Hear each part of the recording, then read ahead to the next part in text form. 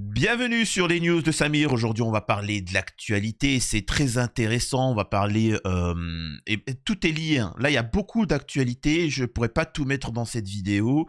C'est pour ça que je vous invite à rejoindre la chaîne secondaire Les Petites News de Samir, où je traite certains détails d'affaires. Mais là, on va parler de Louis Sarkozy, hein, fils de Sarkozy le délinquant, hein, qui devrait être en tôle, mais bon, ben, bien évidemment, il a des arrangements. Et donc, on va parler de ça parce qu'il s'est exprimé sur l'Algérie et souhaite apparemment cramer l'ambassade d'Algérie. Donc, c'est quand même phénoménal, hein. C'est-à-dire que c'est fou, hein. Et donc,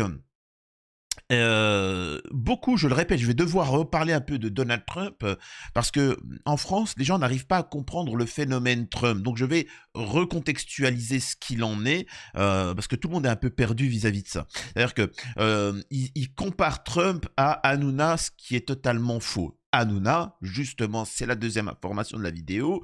Le Conseil d'État valide, hein, techniquement valide, hein, le fait que TPMP, c'est fini, C8 doit dégager. Donc, on va revenir sur ça, hein. Il n'accepte pas, Hanouna n'accepte pas, et il décide d'utiliser tous les médias bolloréens pour changer le narratif avec des éléments de phrases. Oui, 400 employés qui vont perdre leur travail, blablabla, blablabla. C'est à cause de ceci. C'est un complot, tu vois. C'est un complot de la part de... Oui, si tu veux, tu vois. Donc on va parler de tout ça et vous allez voir, ça va être très intéressant. Avant ça, je vous invite à vous abonner, laisser un petit commentaire, un like pour le référencement, me rejoindre sur les réseaux sociaux et chaînes secondaires. Sachez que j'ai une chaîne secondaire où je fais des interviews de personnalités et où j'aborde certaines thématiques. Il y a des vidéos qui vont sortir, certaines thématiques ou des vidéos longues sur une thématique, le changement climatique, c'est quoi Big Pharma, c'est quoi ceci, cela, etc.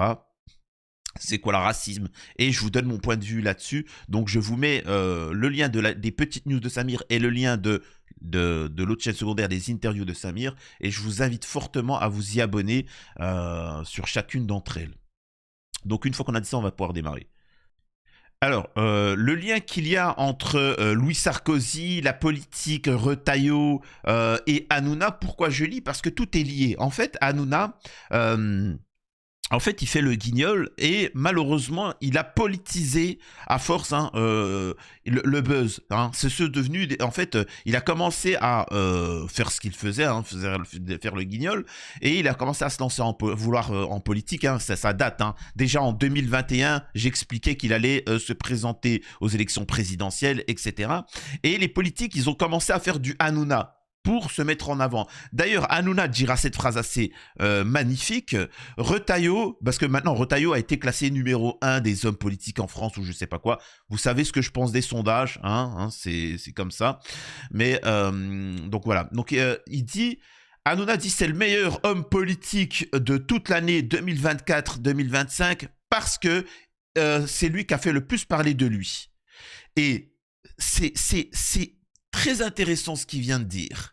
C'est-à-dire que c'est le buzz. Hanouna fait du buzz, hein, il s'en fout du reste. Ce n'est pas celui qui a mis les meilleures lois, celui qui a amélioré la situation de la France ou autre. Non, c'est celui qui a fait le plus parler de lui. Et le problème derrière ça, c'est que on a été en tension avec l'Algérie. Beaucoup, là je m'adresse plus, parce que ça concerne eux, les gens d'extrême droite confondent, ça ne légitime pas le fait de tomber sur les Algériens, mais confondent les franco-algériens, les Français qui sont nés en France, qui ont grandi en France, avec des origines algériennes, avec les Algériens qui vivent en Algérie, qui ont grandi en Algérie, et le gouvernement algérien. Ce que je veux dire par là, les Franco-Algériens sont des Français avant tout, hein, qui ont grandi avec le rap, qui ont grandi avec certaines choses comme ça. Enfin, vous voyez ce que je veux dire? Et ils s'imaginent qu'ils peuvent manquer de respect à un État souverain, avec une nation algérienne qui économiquement, mais endort industriellement, endort la France. Et donc, certains se sont dit, bon, on va aller manquer de respect, on va faire du buzz, parce que l'Algérie, ça fonctionne toujours. Donc en fait, ils se sont dit, on va faire un truc, oui, l'Algérie, Boualem Sansal, machin, etc. Derrière, économiquement, on en souffre. Le blé, c'est fini, hein. C'est fini, le blé français, le lait français. C'est-à-dire que l'Algérie s'est dit, ah, vous avez fait 2-3 TikTok, Macron, Retailleau, machin, vous avez fait 3 TikTok pour nous insulter, ok. Eh ben, on arrête tout économiquement. C'est une catastrophe pour l'agriculture française. C'est une catastrophe. Bref, la filière laitière, bovine, céréalière, etc. C'est-à-dire qu'on en a, ils sont capables de sacrifier toute notre économie pour du buzz. Donc ça, c'est la politique Retailleau et ainsi de suite. Voilà ce à quoi nous apporte ça. Mais Retailleau s'est dit, je vais faire du hanounisme. Il n'y a pas de souci. Et derrière, nous avons un autre individu, Louis Sarkozy. Louis Sarkozy, qui est Louis Sarkozy? Louis Sarkozy est le fils de Najib Bosca ou je sais pas quoi, le fils de Sarkozy. Délinquant, hein, vulgaire délinquant, misérable, petit délinquant, alors petit dans tous les sens du terme. Et donc son fils... qui, je le rappelle, voulait être dans l'armée américaine. Il fantasmait parce que le mec, il est là, je veux rentrer dans l'armée américaine. Oui, d'accord, Billy. Mais en fait, quand il est arrivé à l'armée américaine, ils lui ont dit, écoute, vas-y, mets ton doigt sur ton nez. Mais c'est pas possible, ça. C'est pas possible. Incroyable. Regardez une vidéo de lui, vous comprendrez. Et donc, ils l'ont dégagé. Et c'est une honte, hein. D'ailleurs, c'est une honte, hein. C'est soi-disant les amoureux de la France qui, en fait, rêvent d'être américains. Bref. Et donc, alors, il a écrit un livre, c'est vrai ce que je vais vous dire. Hein. Il écrit un livre où il discute avec sa mère. Alors que maman, machin, et ils discutent et ils ont retranscrit ça en livre. C'est dire l'enfant pourri gâté minable de rien du tout. Le mec, c'est un Instagrammeur, hein, c'est tout. Hein, faut pas chercher plus que ça. Et bref. Et derrière, il fantasme de pouvoir se lancer en politique. Maintenant, moi, je dis, Louis Sarkozy a totalement sa place en politique parce que c'est un milieu d'Instagrammeurs maintenant. Hein. Il y a vraiment, ce sont juste des influenceurs. Et il va tenir un propos qui est assez exceptionnel. C'est le fait de dire... Attendez, je vais vous montrer ça, si la souris veut bien. Si j'étais aux manettes et que l'Algérie arrêtait Boualem Sansal, comme là d'ailleurs, voilà, parce que c'est un État démocratique. Je rappelle que Boualem Sansal a expliqué qu'il fallait éliminer tous les islamistes, les terreaux, hein, les terreaux. Bon, moi, pour nous, ça me dérange pas, moi, mais après, ce qu'on appelle la peine capitale, bon, je suis pour. Tu peux être contre, tu peux être pour, tu fais ce que tu veux. Mais il dit, les terreaux, faut tous les éliminer. Bon, d'accord, c'est un point de vue. Moi, ce que je dis, Boualem Sansal, et qu'en Occident on n'ose pas dire, c'est que c'est pas les islamistes le problème. C'est tous les musulmans. Bah, donc en fait... Excuse-moi, moi je suis binaire. Moi, quand on me dit il faut éliminer les terreaux, mais ce qu'on ne dit pas, c'est qu'en fait, ce sont tous les musulmans. Donc, tu es en train de dire que si tu veux éliminer les terreaux, mais qu'en réalité, le problème, c'est tous les musulmans, tu veux éliminer tous les musulmans. C'est tout. Donc, Boualem Sansal répondra de ces actes-là en Algérie. En France, bien évidemment qu'il aurait reçu la médaille d'honneur, tu vois, la Légion d'honneur pour avoir dit ça. Mais en Algérie, t'es 1,8 milliard. Ça passe pas, tu vois. Donc voilà. Donc lui, il appelle, hein, Louis Sarkozy appelle à cramer l'ambassade algérienne. Voilà. Là, en France, il veut cramer l'ambassade d'Algérie. Alors, il faut savoir que ce genre de propos, il l'avait déjà tenu. Hein. Il avait dit qu'ils crèvent tous, à Gaza, qu'ils crèvent tous, bas les coups, machin. Tu sais, c'est vraiment le fou du bus, tu vois. Ces propos sont condamnables. Hein.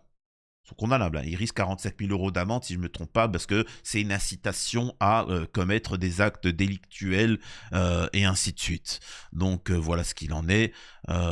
Cette députée, si je ne me trompe pas, je pense qu'il est jaloux, cet élu, Karima, qui dit, je pense qu'il est jaloux du bracelet de son père, touché à l'ambassade d'Algérie. Algérien, c'est touché aux 6 millions d'Algériens sur notre sol. Le fils à papa et à maman a besoin d'attention. Alors, ce qui veut dire, hein, pour ceux qui ne le savent pas, une ambassade, c'est un territoire. Hein. C'est-à-dire que c'est légalement, c'est un territoire algérien. C'est-à-dire que quand vous avez une ambassade française dans tous les pays du monde, sachez que c'est des petits territoires français dans tous les pays du monde. Et donc, quand il dit ça, c'est-à-dire que c'est une étape. On déclare la guerre à l'Algérie. Hein. C'est ce qu'il est en train de dire. Hein. On déclare techniquement la guerre à l'Algérie. Voilà, c'est pas aussi clair que ça, mais c'est dans le principe, tu vois. Donc c'est là. Donc voilà, on voit que cet individu, sa priorité, c'est de faire entrer en guerre la France. C'est certains contre la Russie, d'autres contre l'Algérie, mais encore une fois, silence radio sur l'affaire Betaram, où des centaines d'enfants se font bip et que le système protège. Silence radio sur tous les actes pédos en politique et ainsi de suite, et la corruption et le lobbying, etc. Il n'y a pas de souci. Encore une fois, on voit bien ce qu'il en est. Silence radio sur Netanyahou et le géno en cours. Les intérêts français, ils ne connaissent pas. Donc voilà. À vous de vous réveiller. Et donc, pour ceux qui pensent qu'ils font du Trumpisme, Trump fait du blabla, mais il agit dans les actions, il fait du concret. Hein. Il ne passe pas son temps à interdire le hijab, hein, Trump. Hein. Trump ne passe pas son temps à critiquer l'islam. Hein. Trump n'appelle pas... Il faut bien comprendre ce qu'il en est. Trump, parfois, a une politique qui choque, qui déstabilise pour amener la paix. Hein, je le rappelle. Contrairement à ces gens-là qui ont une politique qui amène à la guerre et détruisent. C'est-à-dire que les actions de Trump visent à améliorer la situation des Américains. C'est pour ça que Trump est un excellent président américain. Mais pour les autres, c'est mauvais. Pour l'Europe, pour la Russie, pour la Chine, pour tout le monde. Économiquement, je parle, attention, hein, je parle pas au niveau des guerres, tout ça. Mais économiquement, c'est mauvais parce que lui, il va défendre à fond ses intérêts. Là où Biden, bon, il est sénile, il est vieux, il va se dire, il est faible. Voilà, donc je précise en quoi Trump, il est intéressant. Bon, passons. Donc maintenant, on passe au fait que c'est la fin de C8 et malheureusement, j'ai besoin de changer le narratif, enfin, pas de changer, de redonner la situation concernant la fin de TPMP. Les médias bolloréens, hein, vous le savez, et c'est ce qu'on dénonce de longue date, manipulent l'opinion publique, leur faisant croire certaines choses, etc. Et c'est ça qui est intéressant à regarder. Là, si vous regardez TPMP, avec, en plus, il paye des gens pour chouiner. Il vous explique que Hanouna, c'est un mec bien, il est normal, tout va bien.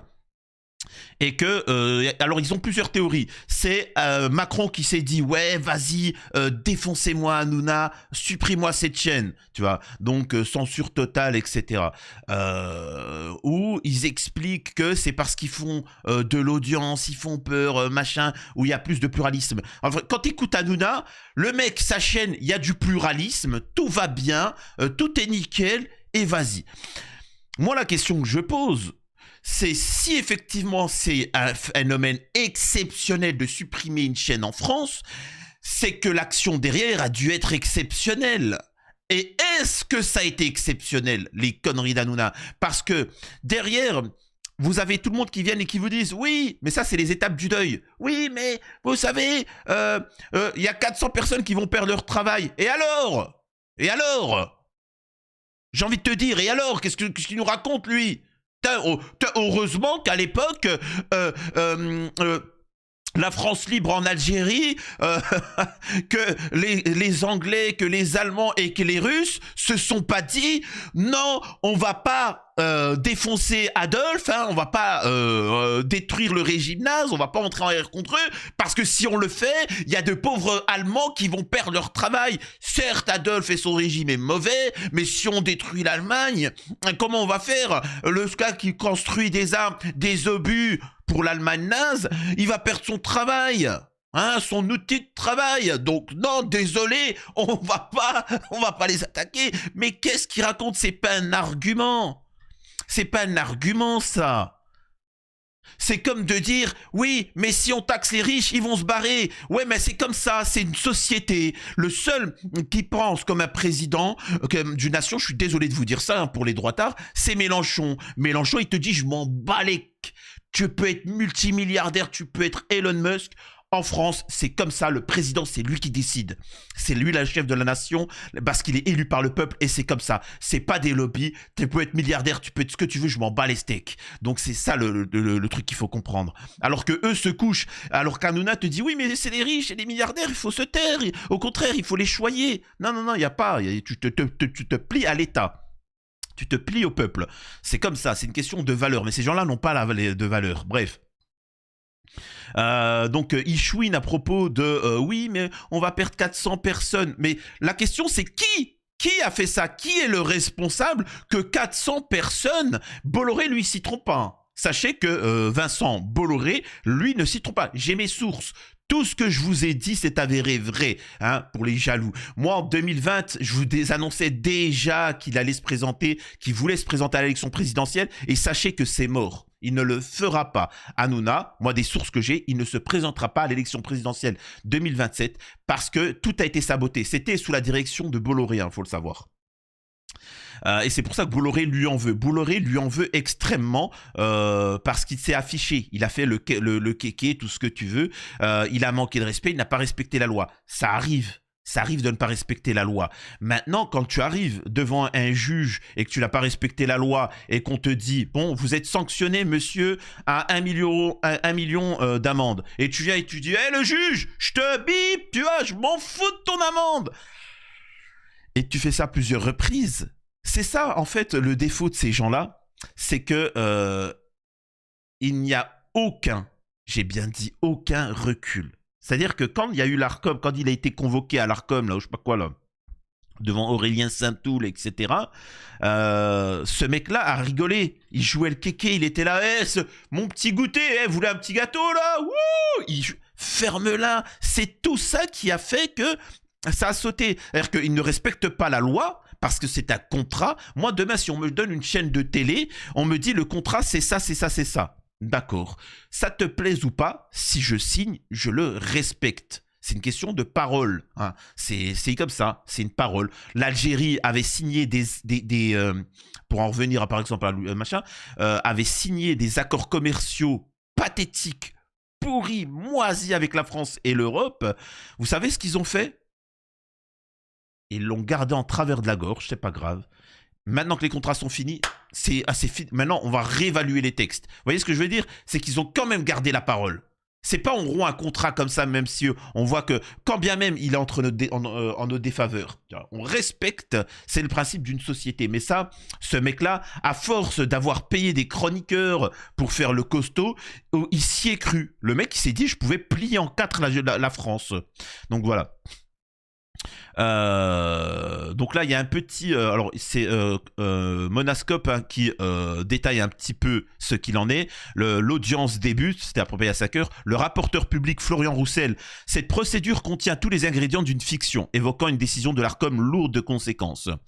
Le rapporteur évoque le manquement de C8 et la non-maîtrise de l'antenne. Alors c'est pas ce qui est le plus reproché.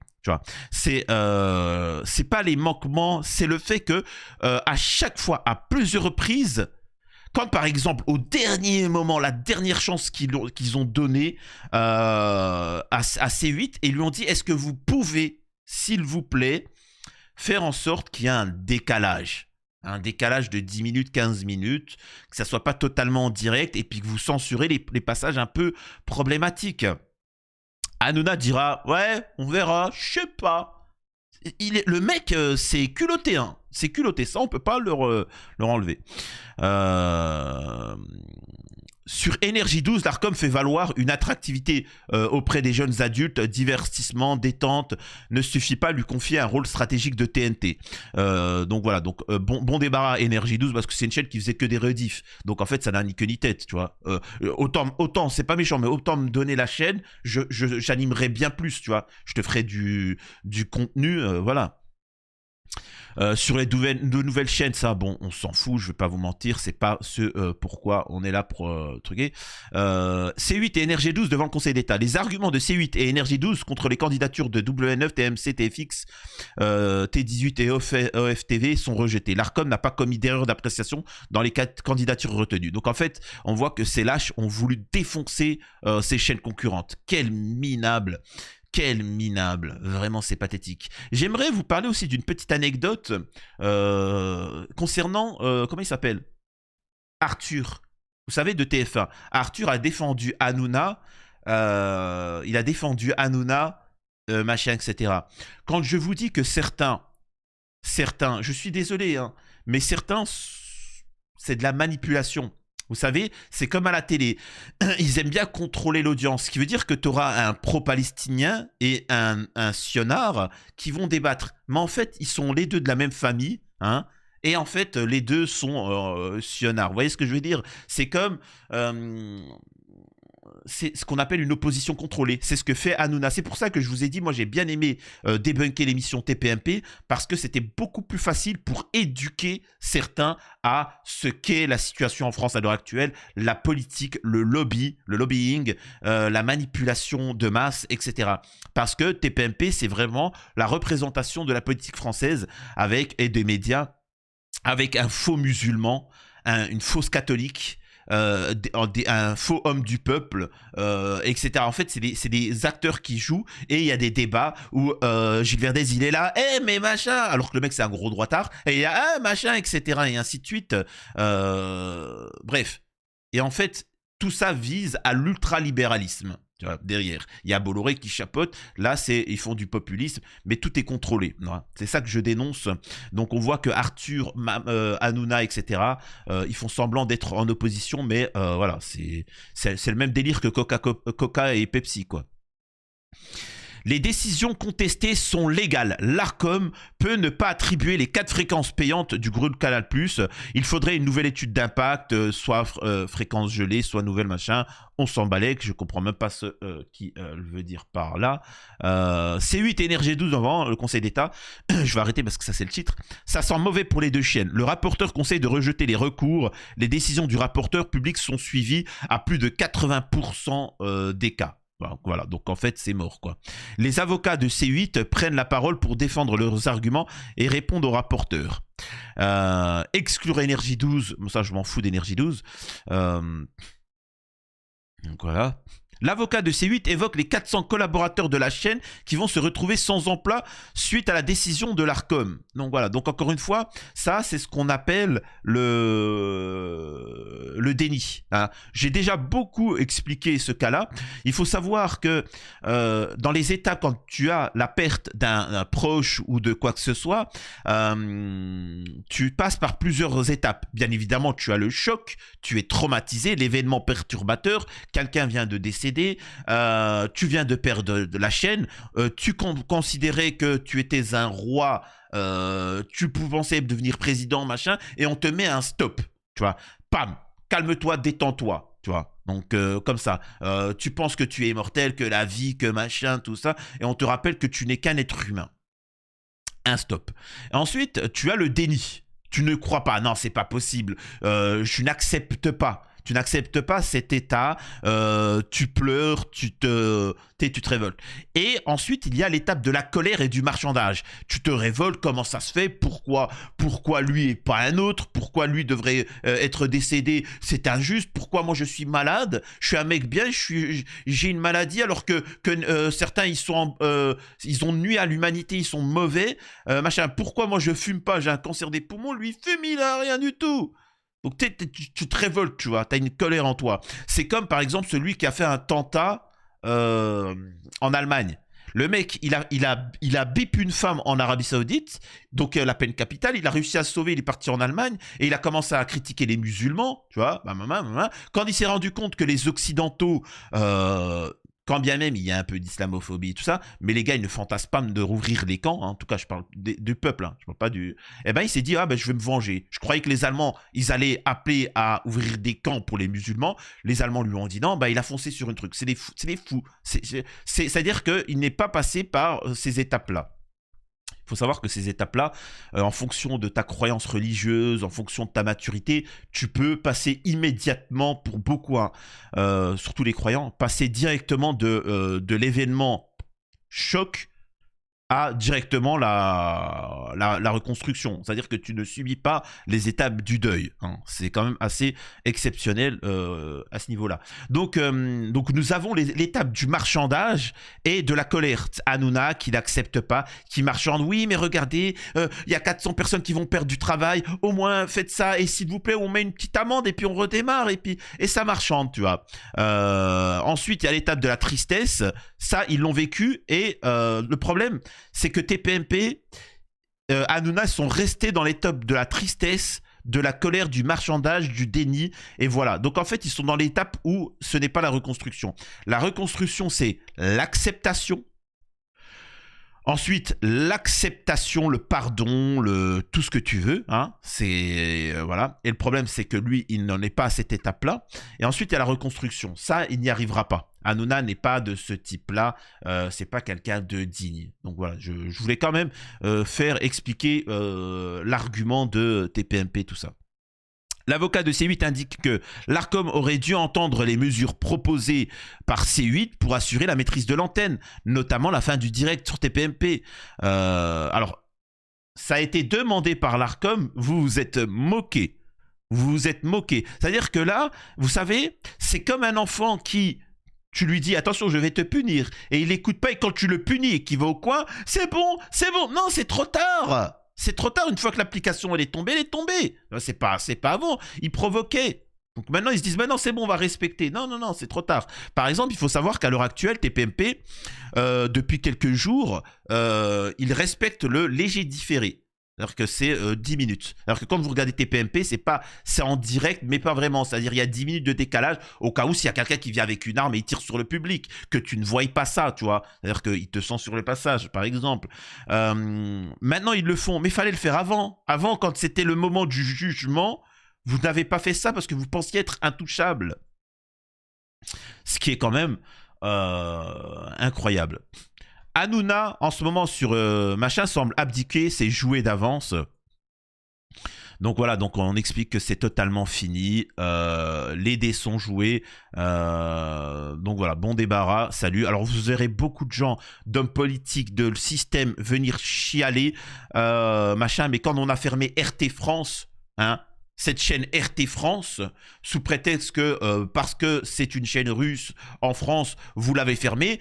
On n'en a pas fait un scandale, tu vois. On n'en a quand même pas fait un scandale, donc c'est bon, on va pas nous déranger plus que ça, tu vois. Ensuite, nous avons Hanouna qui vient et qui explique qui est Enthoven, qui est un individu tout aussi mauvais qu'Hanouna, mais il vous montre qu'il est mauvais. Regardez la nouvelle chaîne que vous allez avoir, regardez, il est mauvais. C'est pas le sujet. Il est peut-être mauvais, mais est-ce qu'il a respecté la loi ? Bah pour l'instant, il a toujours respecté la loi, entre guillemets, et il aura une chaîne. Et puis t'inquiète pas que s'il dérape, on va le signaler, on va le débunker.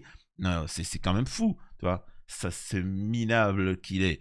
Donc voilà, bref. Ça, on s'arrête sur ça, sur C8.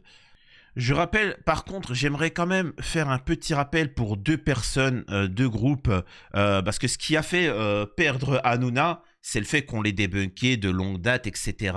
Mais, et c'est petit à petit, hein, mais c'est surtout le fait que il y a eu plusieurs étapes. C'est la gauche, l'extrême gauche, qui a fait... Alors, qui n'a pas fait tomber Hanouna, c'est un ensemble de points. L'extrême gauche, quand il a appelé au... Vous vous rappelez quand il se victimisait à propos du Génois Gaza, il était hautain, il jouait le malin, etc.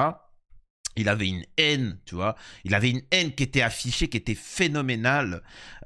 Et donc, c'est ça qui l'a fait chuter. Et comprenez-le bien, il va essayer de se venger à tout prix. Donc, préparez-vous dans les prochains mois, même années, où il va s'acharner sur la gauche et les musulmans. Donc, faites très attention. Regardez, par exemple, immédiatement, en fait, il vous envoie un signe. Regardez qui il accueille. Directement, alors qu'il ne le faisait pas avant, il accueille Enrico Macias. Enrico Macias qui a expliqué qu'il fallait dégommer physiquement tous ceux qui sont de gauche. La LFI, etc. Qui représentent quand même 30% de la population française en soi. Hein. Donc, en fait, il appelle à dégommer physiquement. Et il le répète à plusieurs reprises, etc. Donc, et Enrico Macias, on sait très bien son positionnement vis-à-vis d'Israël, etc. Donc en fait là, il vous envoie un message, c'est que maintenant vous m'avez censuré, je vais être sans pitié avec vous. Donc vous allez voir, continuez le combat. Vous avez réussi à mettre à terre un milliardaire, un multimillionnaire. Continuez le combat, ok ? Continuer le combat. Comme avec DAZN. Hein, j'ai fait une vidéo sur ma chaîne secondaire sur DAZN. DAZN qui rediffuse les droits des matchs de foot français. Mais les gens ont appelé au boycott par rapport à la situation à Gaza, par rapport à ce DAZN. Et ça a fonctionné. Ils sont en difficulté. Merci à vous tous. Dites-moi ce que vous en pensez concernant tout ça et je vous invite pour me soutenir à vous abonner aux 2 chaînes qui sont en message épinglé. Ok? Il y a Tipeee pour faire des dons et les 2 autres chaînes YouTube secondaires. Je vous mets les liens. Abonnez-vous pour me soutenir. C'est la moindre des choses si vous n'avez pas les moyens de faire des dons. Des bisous à tous.